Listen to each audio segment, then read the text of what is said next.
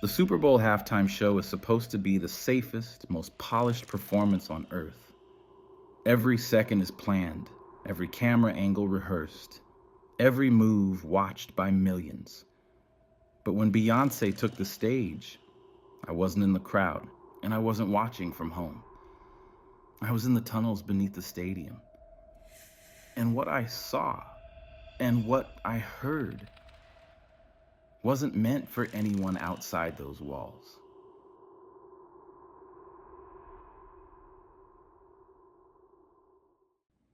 When people imagine the Super Bowl, they think of the lights, the fireworks, and the millions of viewers around the world. What they don't think about are the tunnels, the concrete veins running beneath the arena, the hidden world where staff, athletes, and VIPs move unseen. That's where I was. I hadn't planned on being there. I was working a contract job, basic event logistics, making sure gear was moved in and out without disrupting the broadcast. Nothing glamorous, but it paid. I'd done jobs like this before, but this night felt different from the start. From the moment I stepped into the tunnel system, the air carried a strange heaviness. The walls were lined with fresh paint and banners, but beneath that polish, I saw marks. Symbols scratched faintly into the concrete, like someone had tried to cover them up in a hurry. Above me, the show began. The stadium erupted as Beyoncé stepped into the spotlight. I could hear the music vibrating through the concrete ceiling, but down there, in the tunnels, another sound competed with it. A low hum, almost like chanting rising from deeper corridors. It wasn't on the schedule. It wasn't on any map. I followed the sound, telling myself it was probably stagehands or rehearsal for pyrotechnics. But the deeper I went, the less it sounded like work. The hum sharpened into voices. Rhythmic. Rehearsed. Not English. My steps slowed. I'd spent 9 months deployed overseas, hearing war chants in places I never want to remember. But this was different. This was rehearsed devotion, pulsing through the bowels of America's biggest game. I rounded a corner and froze. A section of the tunnel had been cordoned off with black drapes and guarded by men in suits. Not NFL staff, not security I recognized. One of them looked straight at me, then at the badge on my lanyard. His eyes lingered too long before he finally looked away. I pretended to adjust the cases I was pushing and slipped past, but I knew he'd marked me. When I got a few 100 feet further, I stopped. My hands were shaking, but curiosity won out. I pulled one of the drapes just enough to peek inside. That's when I saw it. The same man I'd seen weeks before in Miami, sitting in a velvet-lit corner with his entourage. Diddy.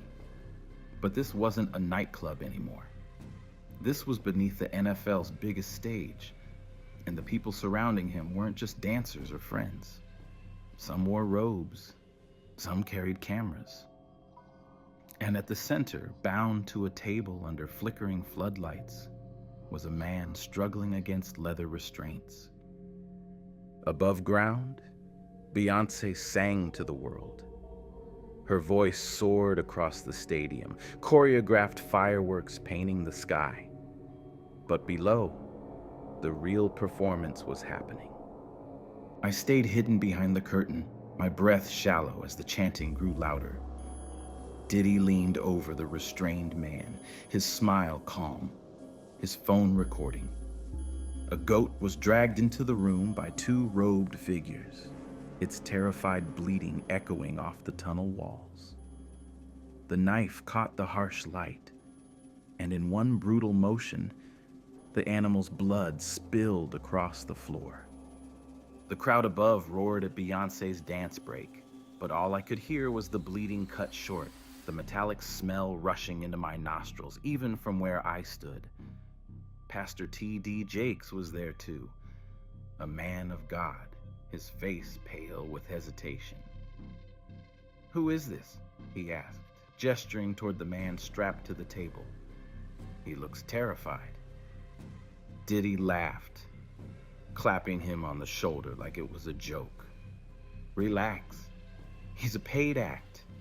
Makes the ritual feel authentic." But even in the flicker of that underground chamber, I could see Jake's unease. He hadn't agreed to this. Not fully, but he didn't leave. None of them ever leave. The chanting hit a fever pitch as the blood pooled.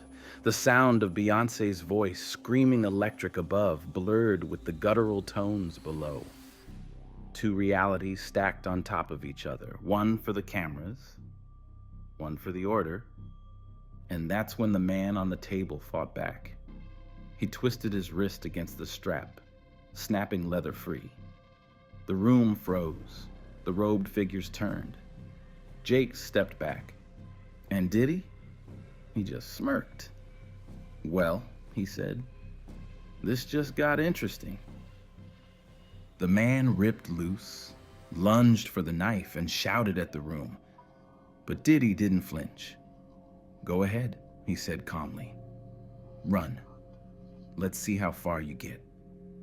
The man bolted, bare feet slapping against the concrete, sprinting deeper into the tunnels. His screams echoed as he disappeared into the dark. But I knew those tunnels. I'd been working them all week. They didn't just lead to service doors and locker rooms. They stretched deeper. Places not on any map. Places where the NFL never intended anyone to go. The moment that man disappeared into the darkness, the room erupted. Robed figures shouted. Guards scrambled. Diddy laughed, his voice carrying over the chaos like he was enjoying every second. I slipped away, keeping to the shadows, but my heart was hammering so hard I thought they might hear it. I'd worked events long enough to know the basic layout of most NFL stadiums. There are tunnels for gear, tunnels for players, even private corridors for VIPs. But this was different. These tunnels weren't part of the blueprints. They went deeper. Stone walls, no paint, no signage. The music above still boomed. Beyoncé's voice and the crowd's cheers shook dust from the ceiling. But the deeper I went, the less it felt like a stadium. The air turned damp, cold. The walls carried faint carvings, symbols that looked like they'd been there long before the NFL ever poured concrete here. I turned a corner and froze. Clothing, shoes, jewelry, scattered across the floor like they'd been stripped off in a hurry. I'd seen this before. Overseas, in tunnels used to move people against their will. Human trafficking routes, hidden beneath war-torn cities. And now, here, beneath the NFL's crown jewel event. That's when I heard it. Not footsteps, not shouts. A growl, low, guttural, reverberating through the stone. Not human. My hand tightened around the box cutter I carried for work, as if that flimsy blade could do anything against whatever was waiting. I should have gone back. I should have climbed those stairs and run into the light of the halftime show. But something pulled me forward.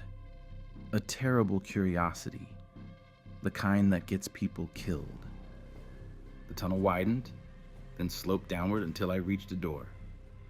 Rusted, half submerged in standing water. A symbol had been carved into the center, an eye. The same eye I'd seen scratched into walls, hidden beneath paint upstairs. I pulled the door open and stepped inside. What I saw didn't belong beneath a football stadium.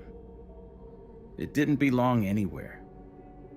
A circular grotto stretched before me, the floor covered ankle-deep in black water that shimmered like oil.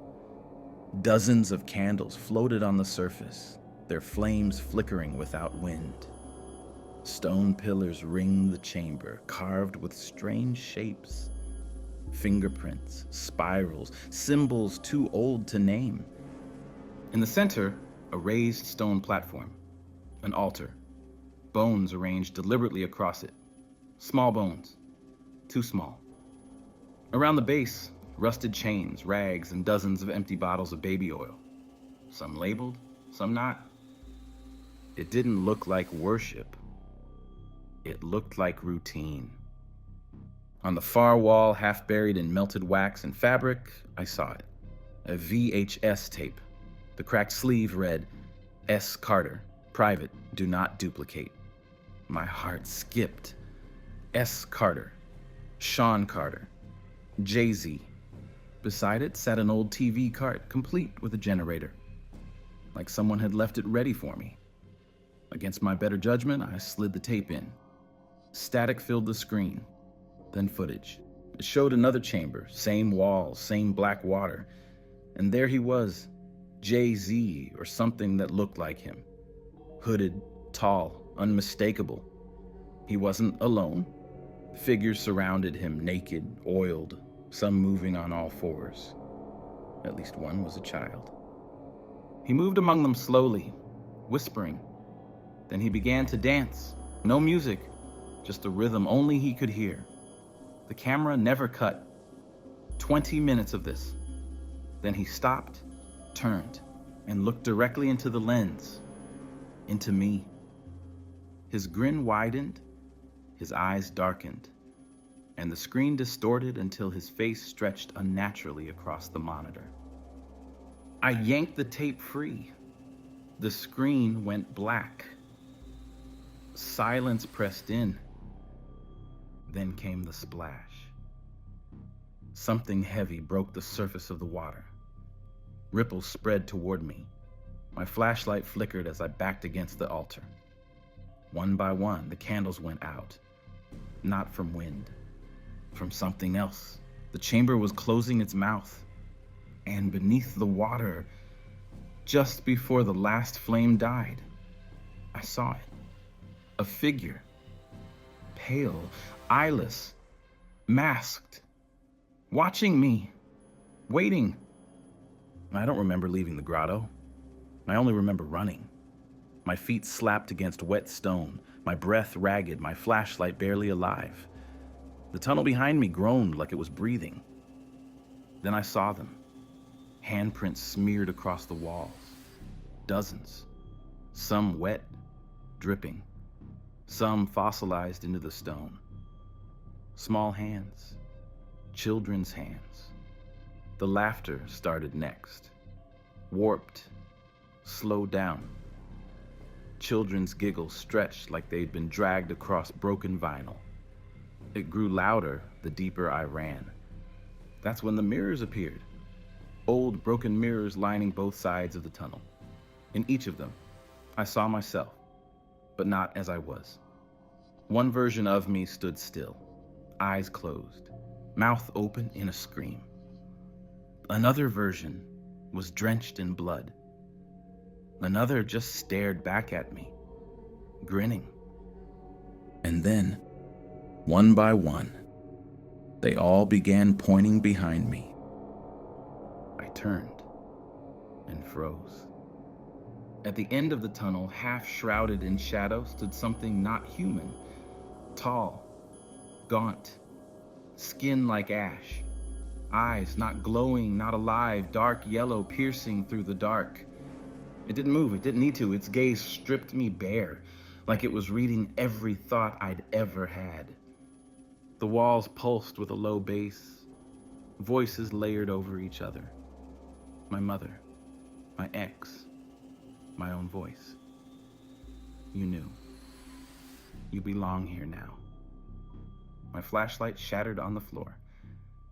Everything went black, and in that black, something touched my back.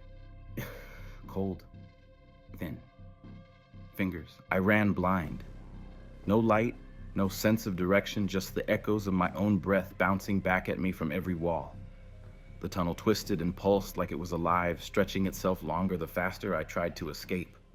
My hand scraped against the wet stone as I stumbled forward until suddenly the ground dropped beneath me. I slid down a slope, crashing into ankle-deep water.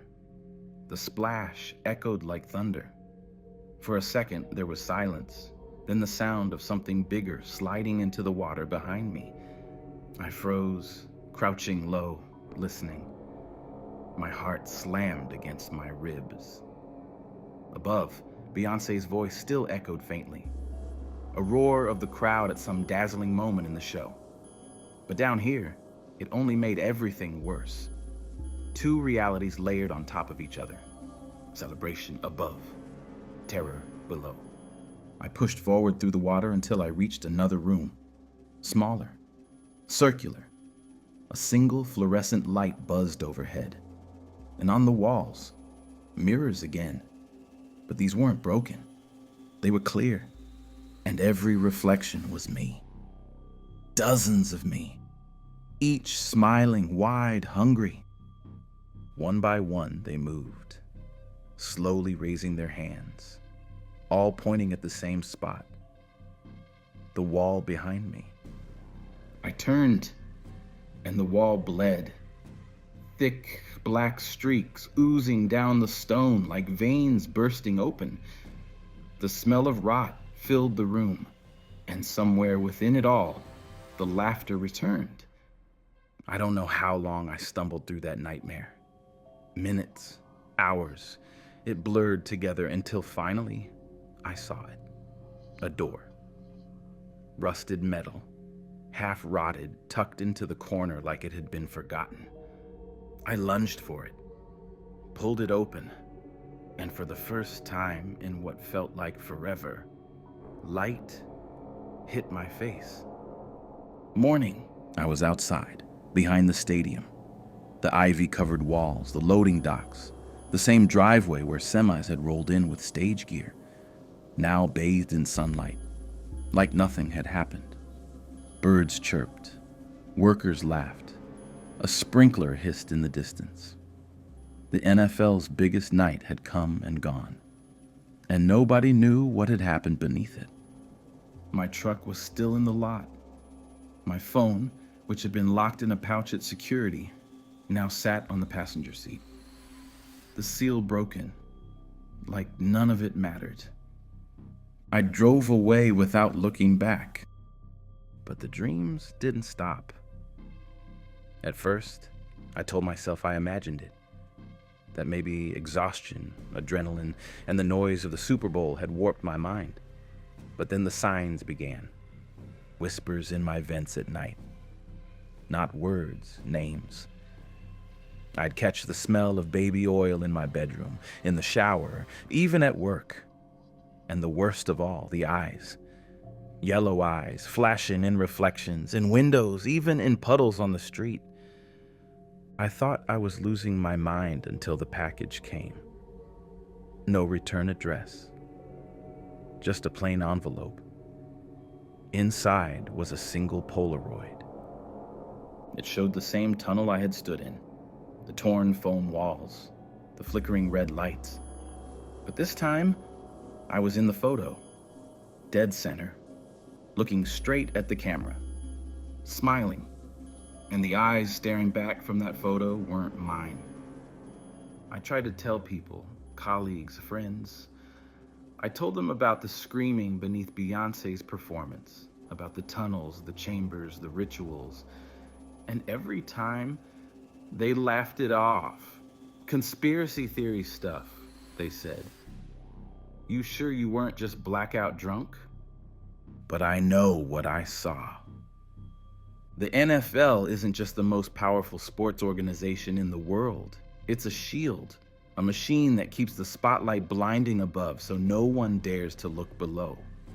That night, while the world watched Beyoncé command the stage, the tunnels carried screams the cameras would never capture. And if I hadn't found that door, if I hadn't stepped into the daylight, I'd still be down there. Another pair of shoes scattered in the dirt. Another voice lost to the chanting. In the days after the Super Bowl, the headlines were glowing. Beyoncé's show was called flawless, iconic, one of the greatest halftime performances ever. Every review, every article, every highlight reel focused on her voice, her dancing, her message. But I couldn't shake what I had seen below. And when I tried to dig for proof, it was like running into a wall of silence. The broadcast replay? Clean. Perfect audio. Perfect cuts. But I remembered the moments when the screams from the tunnels bled into the sound system. Moments when the ground beneath me shook with more than just bass. In the official video, those moments were gone, replaced with polished audio, dubbed, crowd noise, erased. I called a friend who worked in production. I asked him if he heard anything strange in his headset during the show. He paused, hesitated, and then whispered, "We're not supposed to talk about that." Then he hung up. Within days, he stopped returning my calls altogether. The NFL has lawyers who can bend reality. They don't just own the game, they own the narrative. If something happens on their stage that doesn't fit the script, it never happened. Millions saw Beyoncé shine. No one saw the blood pooling beneath her stage. Months passed, and still the dreams didn't stop. I saw the grotto in my sleep, the candles floating, the eyeless figure watching from the water. Sometimes I woke up with the smell of chlorine and rot in my nose. Sometimes I woke up with scratches on my arms I couldn't explain. Then came the whispers in public places. I'd be walking through a grocery store, and suddenly I'd hear the same chant I heard that night. Faint, woven into the hum of fluorescent lights. I'd spin around and no one would be there. One evening, I came home to find another package on my doorstep. No note, no return address. Inside was a single VHS tape. I didn't own a player, but something in me told me to burn it before I even tried to watch it. I didn't. I took it to a friend who still had an old player. We set it up. Static filled the screen. Then the camera clicked into focus. It was the same chamber, the same grotto, but this time the altar was empty. No bones, no chains, just a single chair. And in that chair, tied down, was me. My friend ejected the tape and looked at me like I was insane. But when I reached for the cassette, it was gone. It had vanished right out of the player. I've stopped trying to convince people. I know how it sounds. Tunnels under the stadium. Rituals beneath the halftime show. Screams the NFL buried. But I lived it. I stood there. The truth is this. The Super Bowl isn't just a game. It's the perfect distraction. The lights, the spectacle, the idols on stage. They keep our eyes glued above ground. Because if people ever looked below, if they ever saw what I saw, the whole machine would collapse. Some tunnels weren't built to move players or equipment. They weren't built for safety or convenience. They were built to contain, to harvest, to feed. The NFL will tell you Beyoncé's performance was perfect, and it was. Above ground, but beneath that stage, while the world cheered, something else was happening. Something older than football, older than fame. And when the screams started, they made sure you never heard them. I escaped, barely, but I don't think I left it behind. Because sometimes at night, when the house is quiet and the lights are out, I still hear the roar of the stadium. I still smell the oil, and I still see those yellow eyes staring back at me, reminding me that I was never supposed to walk out of those tunnels alive. If you ever find yourself beneath a stadium in the concrete veins where the cameras can't see, listen closely. If you hear chanting, if you smell something metallic, if the air grows heavy, turn back. Run. Don't make the mistake I did, because the show above is for you. The screams below are not.